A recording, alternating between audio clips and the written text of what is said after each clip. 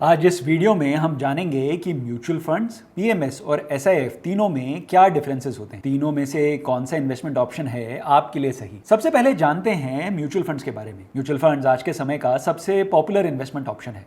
Mutual funds में investors का पैसा पूल ऑफ स्टॉक्स में लगाया जाता है।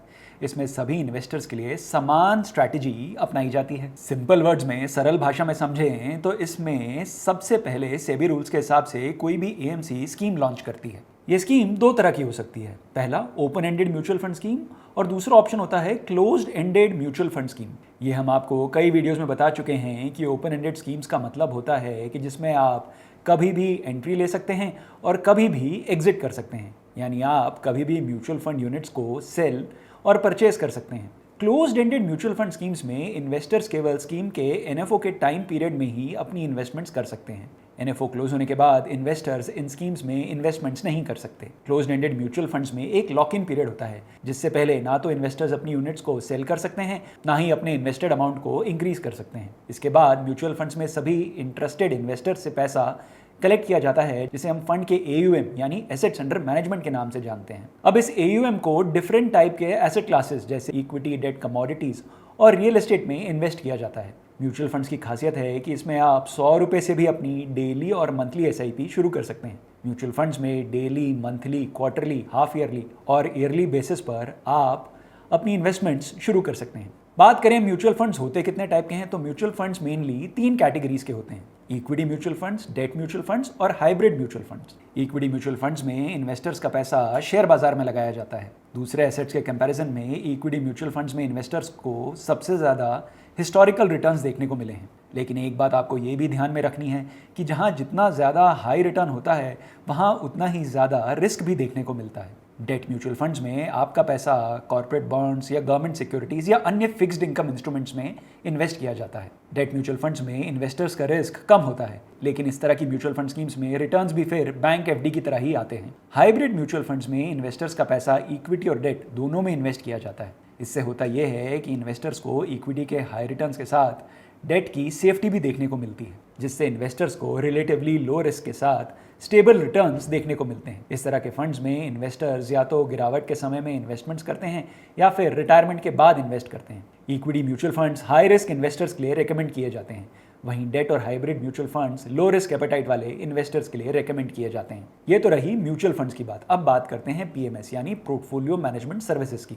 पीएमएस म्यूचुअल फंड से थोड़ा डिफरेंट होता है। इसके माध्यम से आप तभी इन्वेस्ट कर सकते हैं जब आपके पास कम से कम 50 लाख रुपए हो। जी हाँ, पीएमएस के लिए मिनिमम इन्वेस्टमेंट अमाउंट है 50 लाख रुपीस। तो ये हाई नेटवर्थ इंडिविजुअल्स के लिए बनाया गया प्रोडक्ट है। ये म्यूचुअल फंड से इस तरह से अलग है कि पीएमएस में इन्वेस्टर्स का पैसा एक अनुभवी फंड मैनेजर के द्वारा कस्टमाइज्ड तरीके से इंडिविजुअली मैनेज किया जाता है। इससे इन्वेस्टर्स को स्टॉक मार्केट से ज्यादा रिटर्न्स मिलने की संभावना बढ़ जाती है। अब बात आती है कि पीएमएस के माध्यम से कहां किस तरह के एसेट क्लासेस में इन्वेस्ट किया जाता है। पीएमएस में इन्वेस्टमेंट्स वैसे तो फंड मैनेजर्स पर निर्भर करती है कि वह किस तरह के एसेट्स में इन्वेस्ट करके अधिक रिटर्न्स जनरेट करते हैं। आमतौर पर देखा गया है कि fund managers equity portfolios run करते हैं और दूसरी एसेट क्लासेस में एक्सपोजर कम रखते हैं। पीएमएस में म्यूचुअल फंड्स के कंपैरिजन में हाई रिस्क देखने को मिल सकता है, लेकिन रिस्क है तो स्वाभाविक है कि रिटर्न्स भी हाई ही देखने को मिलेंगे।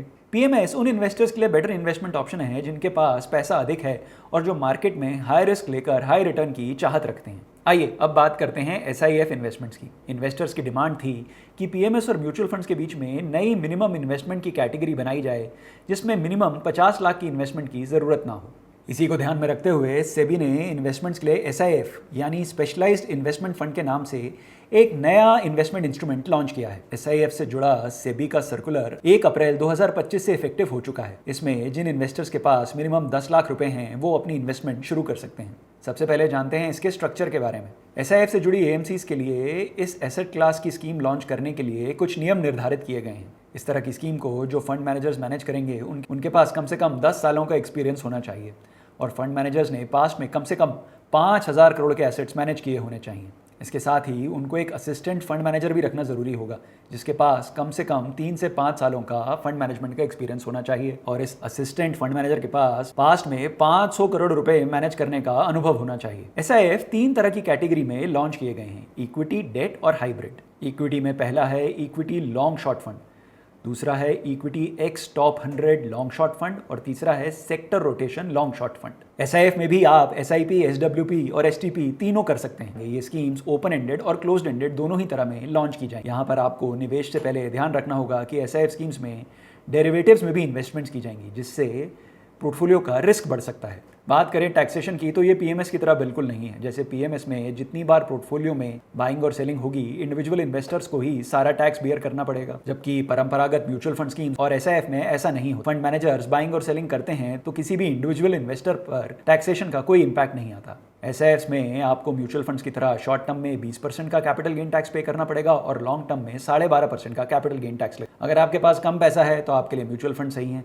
अगर आपके पास रिस्क एपेटाइट है और कैपिटल है तो आप एसआईएफ और पीएमएस दोनों एक्सप्लोर कर सकते हैं। एसआईएफ को आप पीएमएस का छोटा भाई मान सकते हैं। किस कैटेगरी में कितना हो आपका इन्वेस्टमेंट जानने के लिए आज ही डाउनलोड करें जेड फंड्स ऐप और बात करें अपने जेड फंड एक्सपर्ट से। जेड फंड्स, जहां है आपकी इन्वेस्टमेंट सही और आसान। Mutual fund investments are subject to market risks. Read all scheme related documents carefully.